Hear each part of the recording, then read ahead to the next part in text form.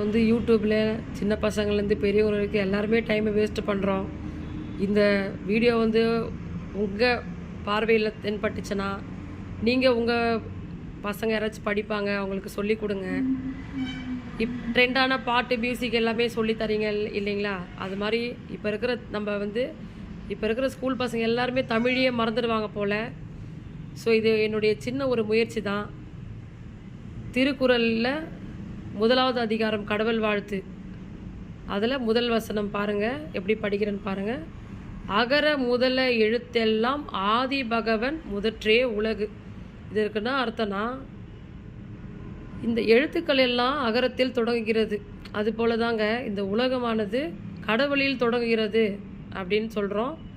இப்போ அடுத்த திருக்குறளை நம்ம பார்ப்போம். இதை பிடிச்சிருந்ததுன்னா தயவு செஞ்சு எனக்கு லைக்ஸு அதெல்லாம் நீங்கள் போடாதீங்க. மற்றவங்களுக்கு இந்த திருக்குறளை சொல்லுங்கள். நன்றிங்க.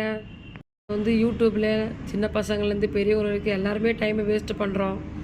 இந்த வீடியோ உங்கள் பார்வையில் தென்பட்டுச்சுன்னா, நீங்கள் உங்கள் பசங்க யாராச்சும் படிப்பாங்க, அவங்களுக்கு சொல்லிக் கொடுங்க.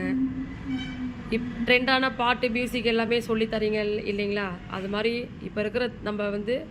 இப்போ இருக்கிற ஸ்கூல் பசங்க எல்லாருமே தமிழையே மறந்துடுவாங்க போல். ஸோ இது என்னுடைய சின்ன ஒரு முயற்சி தான். திருக்குறளில் 1வது அதிகாரம் கடவுள் வாழ்த்து, அதில் முதல் வசனம் பாருங்கள், எப்படி படிக்கிறேன்னு பாருங்கள்.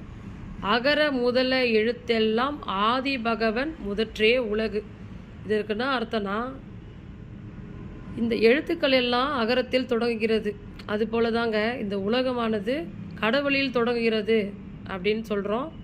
இப்போ அடுத்த திருக்குறளை நம்ம பார்ப்போம்.